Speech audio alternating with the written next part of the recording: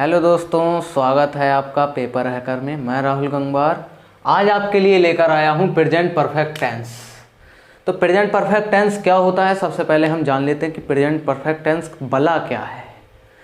तो ये बला ऐसी है कि जहाँ पर आपका कोई भी आप काम करते हो और वो आपने पूरा कर दिया है तो वो आपका प्रेजेंट परफेक्ट टेंस हो जाएगा। ठीक है, जैसे आप खाना खाने बैठे और आपने पूरा खाना फिनिश कर दिया तो आपका जो काम था खाना खाने का वो आपका पूरा हो गया, यानी कि आप खाना खा चुके हो, आपने खाना खा लिया है। तो यहाँ पर वाक्य आपका हो गया, ये पूरी क्रिएटिविटी जो हो गई वो आपकी हो गई प्रेजेंट परफेक्ट टेंस की। ठीक है, तो प्रेजेंट परफेक्ट टेंस की पहचान क्या होती है? पहचान होती है आपकी चुका है, चुकी है, चुके हैं, लिया है, दिया है आदि आते हैं तो वो आपका हो जाएगा प्रेजेंट परफेक्ट टेंस में। ठीक है, प्रेजेंट परफेक्ट टेंस का मतलब होता है अर्थात जहाँ कहीं भी आपका कार्य पूर्ण रूप से कंप्लीटली फिनिश हो गया हो तो वो आपका वाक्य जो है, टेंस जो है वो आपका प्रेजेंट परफेक्ट टेंस कहलाएगा। ठीक है, अब आती है पहचान क्या होती है, फिर से आपको बता दूं मैं। तो पहचान आपकी होती है वाक्यों की क्रियाओं के साथ में चुका है, चुकी हैं, चुके हैं, लिया है, दिया है आदि शब्द आते हैं। जैसे एग्जाम्पल के तौर पे मैं दिखा दूं आपको, वह पत्र लिख चुका है, वह पत्र लिख चुका है, यानी कि उसने पत्र को लिख लिया, कंप्लीटली लिख लिया। ना वो लिख रहा है ना वो लिखता है, लिख चुका है, उसने ये टास्क जो है वो कंप्लीट कर लिया है, यानी कि उसका जो काम है वो फिनिश हो गया है। तो आपका हो जाएगा प्रेजेंट परफेक्ट टेंस और यही आपकी पहचान हो जाएगी। ठीक है, हम इसको इस टाइप से भी लिख सकते हैं कि वह पत्र लिख चुका है, ये तो पहला टाइप हो गया, या इस टाइप से भी लिख सकते हैं हम कि उसने पत्र लिख लिया है, तो ये आपका लिया है वाला का यूज हो जाएगा। ठीक है, उसने पत्र लिख लिया है या वह पत्र लिख चुका है, बात एक ही है। जैसे मैंने खाना खा लिया है या मैं खाना खा चुका हूं, ये बात एक ही है। ठीक है, तो यहाँ पे लिया है, दिया है, चुका है, चुकी है में कंफ्यूज नहीं होना, एक तरफ से बारीकी से चलना है, बेस मजबूत करना है हमें, हम बेस लेके चलना है। इससे पहले यदि आपने हमारे चैनल को सब्सक्राइब नहीं किया है तो चैनल को सब्सक्राइब कर लें, बेल आइकन को क्लिक कर लें। ठीक है, ताकि कोई भी वीडियो हमारा आए वो सबसे पहले आप तक पहुँच पाए। ठीक है, अब हम सबसे पहले रूल पढ़ते हैं। हिंदी से इंग्लिश में कन्वर्ट करने के लिए बहुत ही मुश्किल हो जाती है, तो बहुत ही सिंपल से रूल होते हैं। यदि हम दो रूल याद कर लें, एक अफर्मेटिव का और एक नेगेटिव का, तो बाकी सारे रूल अपने आप याद हो जाएंगे। सॉरी, अफर्मेटिव का और इंटेरोगेटिव के रूल हम दोनों याद कर लें, आसान सा स्ट्रक्चर होता है इसका, वो याद कर लें तो हमारा सारा प्रेजेंट परफेक्ट टेंस सिंपल हो जाएगा। ठीक है, तो अफर्मेटिव का जो रूल होता है वो होता है सब्जेक्ट। सब्जेक्ट क्या होता है? जो वाक्य में कार्य करता है। अपने आप से प्रश्न पूछो कि सब्जेक्ट क्या होता है।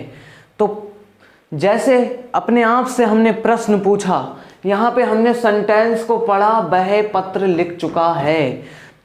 अब हमारे दिमाग में आया कि वाक्य में सब्जेक्ट क्या होगा, वर्ब क्या होगी, क्रिया क्या होगी, ऑब्जेक्ट क्या होगा।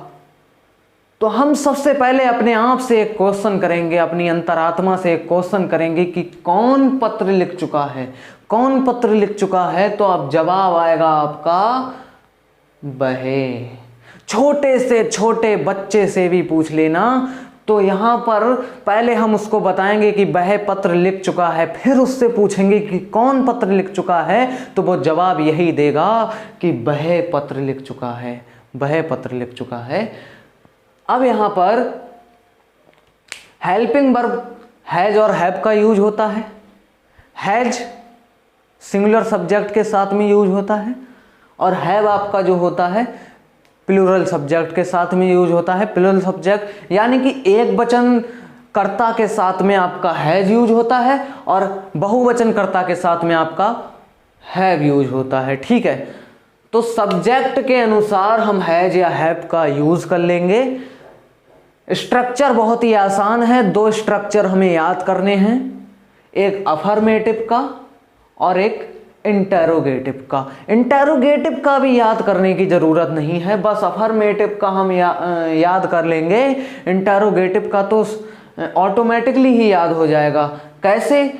बस हमें ये याद रखना है कि कोई सा भी इंटेरोगेटिव हुआ उसमें हेल्पिंग वर्ब पहले आती है, हेल्पिंग वर्ब आपकी पहले आती है। ठीक है, अब हम क्रम से चलते जाएंगे, बारीकी से चलते जाएंगे, स्टेप बाय स्टेप चलते जाएंगे और उसके एग्जाम्पल हम देखते जाएंगे। प्रेजेंट परफेक्ट टेंस आपका क्लियर हो जाएगा।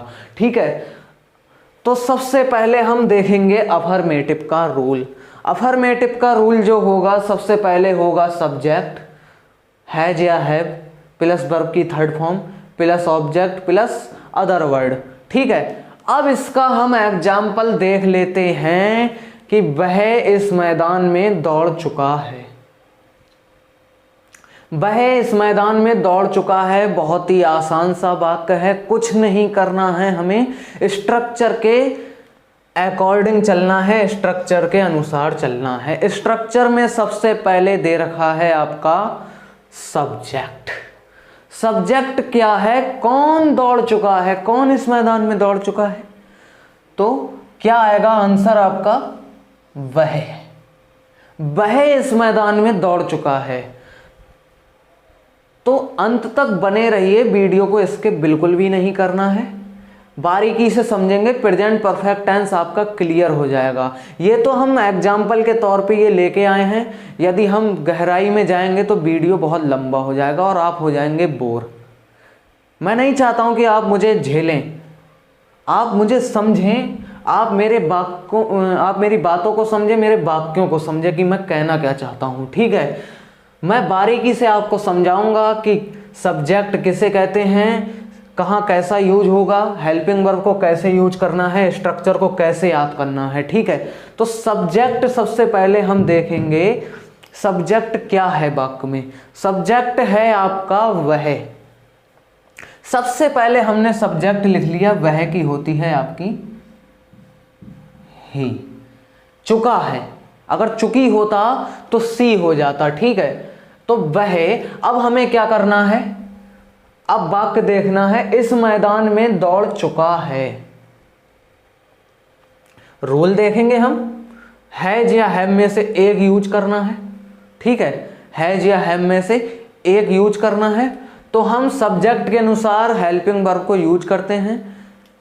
सब्जेक्ट आपका एक वचन करता है तो हैज का यूज करेंगे, और आपका एक वचन करता यहां पर ही है, यानी कि ही आपका जो है वो एक वचन करता है, सिंगुलर प्रोनाउन है। ठीक है, सिंगुलर सब्जेक्ट है, तो ही के साथ में हम हैज का यूज करेंगे, ही के साथ में हम हैज का यूज करेंगे। ठीक है, ही हैज। अब आगे क्या करना है, वर्ब की थर्ड फॉर्म, वर्ब की थर्ड फॉर्म। तो वर्ब की थर्ड फॉर्म, अब हमें क्रिया यहां पे देखना है, वर्ब देखना है यहां पर कि हमारी वर्ब क्या है, वाक्य में सेंटेंस में हमारी वर्ब क्या है। तो वर्ब होती है किसी भी काम को करना, किसी भी काम को करने की प्रक्रिया आपकी क्रिया कहलाती है, और इसको हम इंग्लिश में वर्ब कहते हैं। तो यहां पर काम क्या हो रहा है, जो ये वह है कि वह क्या काम कर रहा है, तो यहां पर काम क्या हो रहा है, दौड़ने का, और दौड़ चुका है, यानी कि उसने अपनी दौड़ फिनिश कर ली है। ठीक है, तो ही हैज।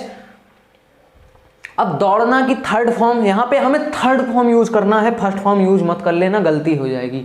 ठीक है, यहां पे हमें फर्स्ट फॉर्म यूज नहीं करना है, थर्ड फॉर्म यूज करना है। वर्ब की थर्ड फॉर्म, वर्ब की 3 फॉर्म होती हैं, second form, first form, second form, third form. ठीक है, हम इस प्रकार से भी कर सकते हैं, प्रेजेंट पार्टिसिपल, पास्ट पार्टिसिपल, दो पार्टिसिपलों में हम इसको तोड़ सकते हैं। पास्ट पार्टिसिपल में इसका यूज हो जाएगा, और एक होती है आपकी जीरेंड वर्ब, वो आईएनजी वगैरह उसमें लग जाता है। तो वर्ब की 4, कुल मिलाकर वर्ब की 4 फॉर्म होती हैं। ठीक है, तो यहाँ पर वर्ब की हमें तीसरी फॉर्म यूज करनी है। तो वर्ब की तीसरी फॉर्म क्या हो जाएगी? दौड़ना की होती है आपकी run. Run, rain, run. Rain आपकी सेकंड फॉर्म हो गई और रन आपकी हो गई थर्ड फॉर्म। तो ही हैज रन। अब क्या करना है? ऑब्जेक्ट लगाना है, ठीक है, ऑब्जेक्ट लगाना है। वर्ब की सब्जेक्ट हमने लगा दिया, हैज या हैव में से एक लगा दिया। अब हमने वर्ब भी लगा दी। अब हमें लगाना है ऑब्जेक्ट। तो ऑब्जेक्ट आपका क्या है? इस मैदान में he has run in this, मैदान में है तो इन, इसकी हो जाएगी दिस, मैदान की हो जाएगी ग्राउंड, मैदान की हो जाएगी आपकी ग्राउंड, ठीक है। तो ये आपका हो गया अफर्मेटिव का। अफर्मेटिव का हो गया। बहुत ही बारीकी से चलना है हमारे साथ। पहले सब्जेक्ट को देखना है, हैज या हैव यूज करना है, वर्ब की थर्ड फॉर्म लगा देनी है, ऑब्जेक्ट लगा देना है, और कोई अदर वर्ड है साथ में तो वो लगा देना है, ठीक है। अब है आपका तुमने ये किताब नहीं खरीदी है। नेगेटिव का रूल आ जाता है। एग्जाम्पल यहां पर दे रखा है, तुमने ये किताब नहीं खरीदी है। इसका जो स्ट्रक्चर होगा वो इस टाइप से होगा, सब्जेक्ट प्लस हैज या हैव। वाक्य नकारात्मक है, सिंपल सी बात है तो सिंपल सी बात है तो नॉट यहाँ पे लग गया है क्योंकि हम नेगेटिव का स्ट्रक्चर पढ़ रहे हैं। तो subject plus has have plus not plus verb की third form plus object plus other word. कुछ नहीं करना है, हमें अफर्मेटिव का ही रूल याद कर लेना है। उसके बेस पर ही ये सारे रूल जो हैं वो आपके बने हुए हैं, ठीक है।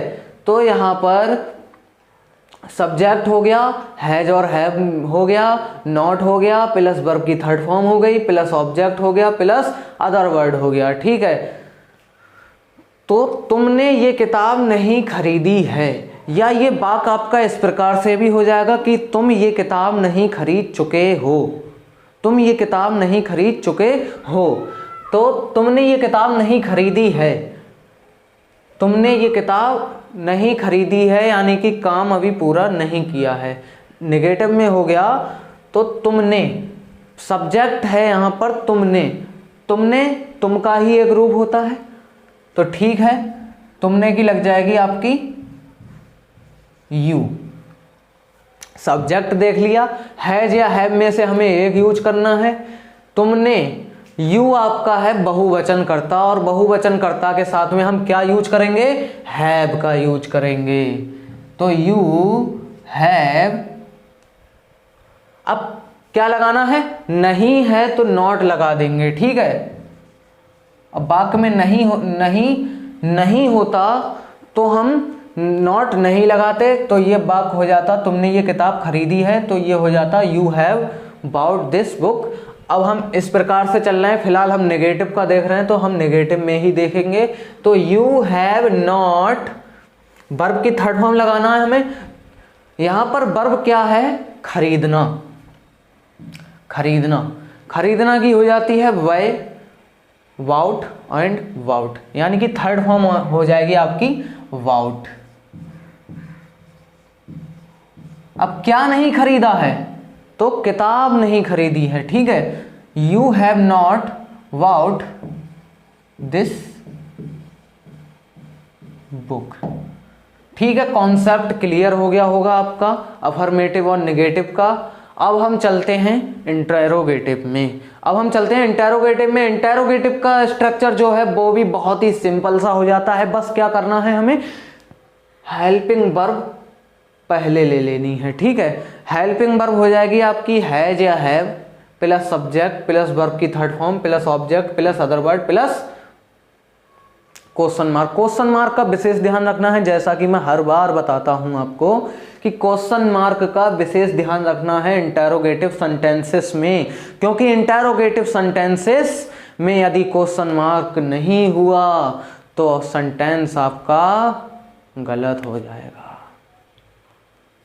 और सेंटेंस गलत हो गया तो क्या होता है? हाथों पे पड़ेंगे डंडे। तो इसका एक एग्जाम्पल देख लेते हैं। क्या मिश्रा जी बरेली पहुंच चुके हैं? क्या मिश्रा जी बरेली पहुंच चुके हैं?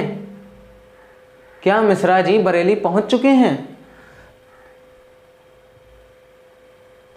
तो हम इसको इंग्लिश में कन्वर्ट करेंगे। तो सबसे पहले हमें बच्चे यहीं पर कंफ्यूज हो जाते हैं, क्योंकि हेल्पिंग वर्ब पहले आ जाती है, सब्जेक्ट को बाद में देखते हैं, हेल्पिंग वर्ब का यूज करने के बाद में देखते हैं सब्जेक्ट को। लेकिन हमें यहाँ पर सब्जेक्ट देखना है पहले, उसी के अकॉर्डिंग हमें हेल्पिंग वर्ब का यूज करना है। हमें हैज लगाना है या हैव लगाना है। तो मिश्रा जी जो है, कोई भी नाम होता है तो वो आपका थर्ड पर्सन प्रोनाउन में, थर्ड पर्सन का नाउन होता है। नाम जो होता है वो नाउन होता है, ठीक है। तो यहां पर हमने कर लिया, मिश्रा जी बेचारे सिंगल हैं, अकेले हैं। मिश्रा जी अकेले ही गए बरेली, किसी दो चार को साथ लेके तो नहीं गए हैं। तो मिश्रा जी बेचारे सिंगल हैं, तो मिश्रा जी के साथ हम लगा देंगे हेल्पिंग वर्ब हैज। अब सब्जेक्ट लगाना है, रूल के अनुसार, स्ट्रक्चर के अनुसार हमें सब्जेक्ट लगाना है। सब्जेक्ट आपका हो जाएगा मिश्रा जी। मिश्रा जी को हम ऐसे ही नीचे उतार लेंगे, मिश्रा जी हैज मिश्रा जी। अब हमें क्या करना है, वर्ब देखना है। तो वर्ब देखना है, वर्ब क्या होगी आपकी, पहुंचना। काम क्या हो रहा है यहाँ पर, काम हो रहा है यहाँ पे पहुंचने का। काम क्या हो रहा है, पहुंचने का, ठीक है। काम यहाँ पे हो रहा है पहुंचने का। अब पहुंचना की क्या होती है, रिच। और रिच की जो थर्ड फॉर्म हो जाएगी, रिच का जो तीसरा रूप हो जाएगा वो हो जाएगा रिच्ड। तो हैज मिश्रा जी रिच्ड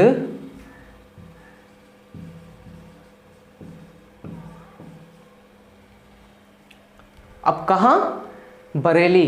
तो बरेली की हम ऐसे उतार देंगे,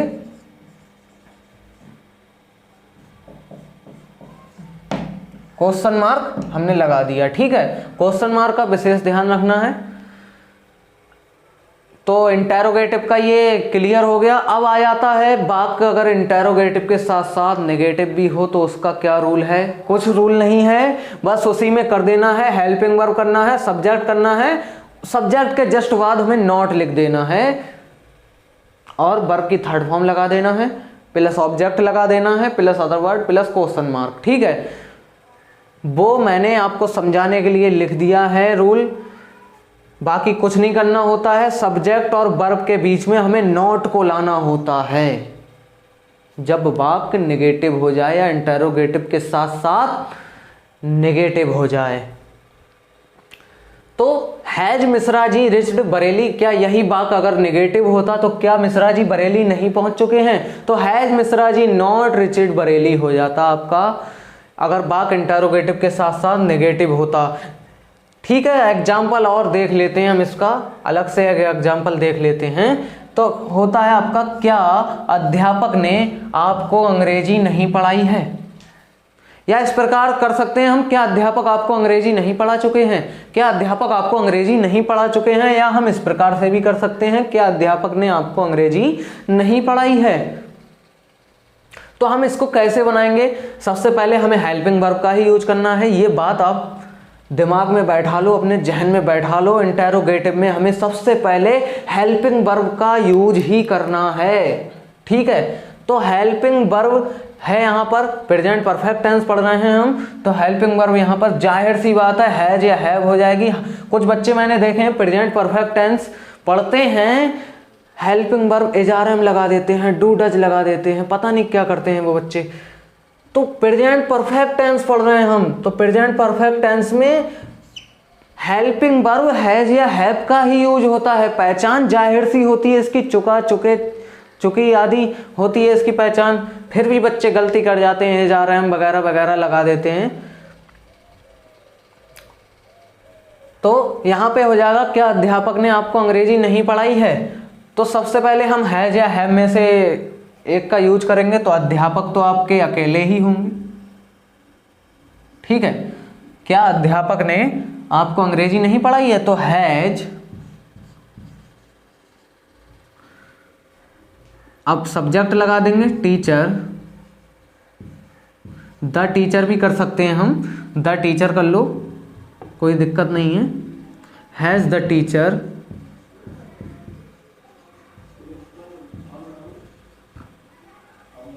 हैज़ द टीचर नकारात्मक वाक्य है तो सब्जेक्ट के जस्ट बाद हम नॉट लगा देंगे। Has the teacher not. अब पढ़ना और पढ़ाना, इसमें भी बच्चे बहुत कंफ्यूज हो जाते हैं। पढ़ना, पढ़ने की तो होती है रीड, पढ़ने की तो होती है रीड, लेकिन पढ़ाना और सिखाना एक अलग बात है, ठीक है। पढ़ना खुद पढ़ता है, पढ़ाना दूसरे को पढ़ता है, ठीक है। तो पढ़ने और पढ़ाने में बहुत फर्क हो जाता है। बच्चे लगा देते हैं कभी कभी पढ़ाने वाले वाक्य में, यहाँ पे बच्चे रीड लगा देंगे तो ये आपका गलत हो जाएगा, ठीक है। तो क्या अध्यापक ने आपको अंग्रेजी नहीं पढ़ाई है? पढ़ाना की होती है और सिखाना की होती है टाउट। यहाँ पर हो सकता था क्या अध्यापक ने आपको अंग्रेजी नहीं सिखाई है? सिखाना और पढ़ाना की होती है टीच, और टीच की जो थर्ड फॉर्म होगी, जो तीसरा रूप हो जाएगा, वो हो जाएगा आपका टाउट, ठीक है। तो हम टीच की यहाँ पर तीसरी फॉर्म लगा देंगे taut. Has the teacher not taut. अब क्या है? आपको, ठीक है। ऑब्जेक्ट यूज करना है हमें, आपको, तो यहां पे हो जाएगी आपको की you. Has the teacher not taut you क्या है? अंग्रेजी, तो इंग्लिश लगा देंगे, ठीक है। क्वेश्चन मार्क का विशेष ध्यान रखना है आपको। अब आता है बीच में यदि क्वेश्चन वर्ड आ जाए तब क्या होगा? बीच में यदि क्वेश्चन वर्ड आ जाए तब क्या होगा? जैसे कि तुमने, एक एग्जाम्पल यहीं पे देख लेते हैं हम। उन्होंने ताजमहल कब देखा है?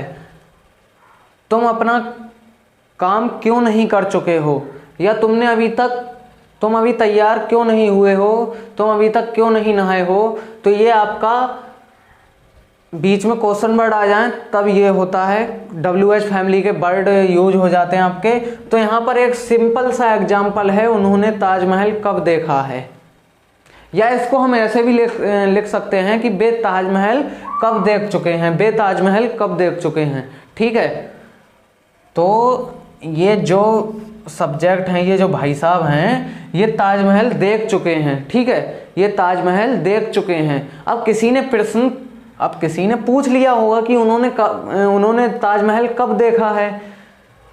तो यहां पर हम सबसे पहले इसका स्ट्रक्चर देख लेंगे। क्वेश्चन वर्ड प्लस हैज या have plus subject plus verb की third form plus object plus other word plus question mark. बहुत ही सिंपल सा जो है इसका स्ट्रक्चर है, कुछ नहीं करना है हमें। सबसे पहले हमें क्वेश्चन वर्ड देखना है कि यहां पर क्या है। तो क्वेश्चन वर्ड है आपका कब, तो कब की हो जाएगी आपकी व्हेन। कब की हो जाएगी व्हेन।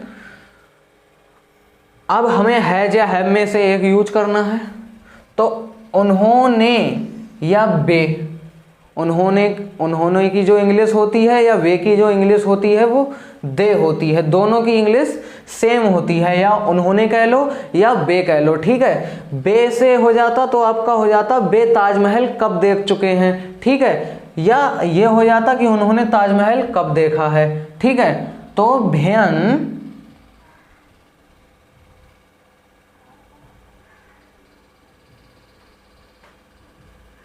हैज, उन्होंने है तो दे के साथ में तो आपकी हैव ही लगेगी। व्हेन हैव दे। अब क्या है, हमें वर्ब की थर्ड फॉर्म यूज करना है। तो यहां पर वर्ब की जो थर्ड फॉर्म होगी, देखना की होती है सी, देखना की होती है सी। सेकंड फॉर्म इसकी हो जाएगी सॉ, और थर्ड फॉर्म इसकी हो जाएगी सीन। तो when have they seen the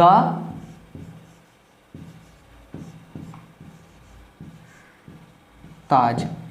when have they seen the Taj. ठीक है, तो ये आपका बीच में क्वेश्चन वर्ड आ जाए, ये वाला बाक हो गया। ठीक है, अब आता है बीच में क्वेश्चन वर्ड भी है और बाक नेगेटिव भी है, तब क्या होगा। एग्जाम्पल देख लेते हैं कि रवि ने अपना गृह कार्य क्यों नहीं किया है। रवि ने अपना गृह कार्य क्यों नहीं किया है, या रवि ने अपनी पुस्तक अभी तक क्यों नहीं पढ़ी है, या और टाइप से हो सकते हैं, रवि ने अपना भोजन अभी क्यों नहीं किया है। फिलहाल हम ये वाला देखते हैं, प्रैक्टिस साइड में हम नए नए वाक्य आपके लिए लेकर आएंगे। ठीक है, तो रवि ने अपना गृह कार्य क्यों नहीं किया है, तो सबसे पहले हमें क्वेश्चन वर्ड देखना है। स्ट्रक्चर देख लेते हैं एक बार। क्वेश्चन वर्ड हैज या have plus subject plus not plus verb की third form plus object plus other word plus question mark. ठीक है, तो रवि ने अपना गृह कार्य क्यों नहीं किया है, सबसे पहले हम क्वेश्चन वर्ड देखेंगे।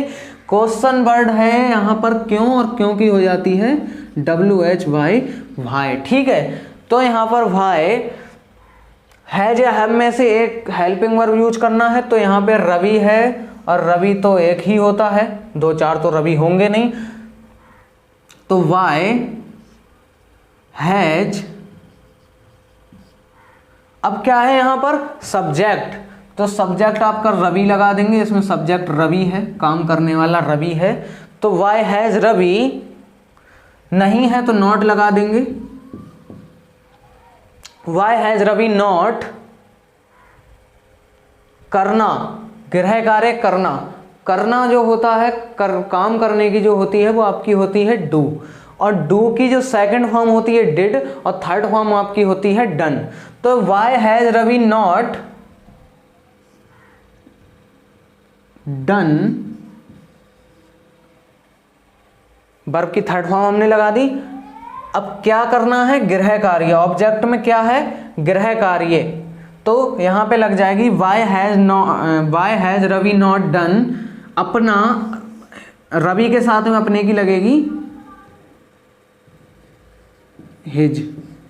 अब क्या है होमवर्क। ठीक है, गृह कार्य होमवर्क।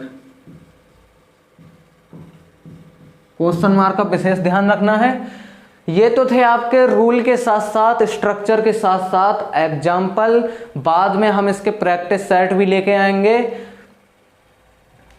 क्रम बाई क्रम हम प्रैक्टिस सेट भी लेके आएंगे। जैसे प्रेजेंट इंडेफिनिट का मैंने पढ़ा दिया था, तो हम प्रेजेंट इंडेफिनिट का लेकर आएंगे, और प्रेजेंट कंटिन्यूस का आपका प्रैक्टिस सेट अलग होगा। प्रेजेंट परफेक्ट टेंस का जो अभी पढ़ाया है मैंने, उसका प्रैक्टिस सेट अलग अलग होगा। ठीक है, तो यहाँ पर बाद में नए नए वाक्य, जो नए नए सेंटेंसेस हैं अलग अलग तरीके के, वो आपके बता दिए जाएंगे, नए नए तरीके से जो सेंटेंसेस बनाए जाते हैं, और बाकी आप इसका स्क्रीनशॉट जो है ले सकते हैं। ठीक है, बहुत ही बारीकी से हमें पढ़ना है, बेस मजबूत करना है, तभी हम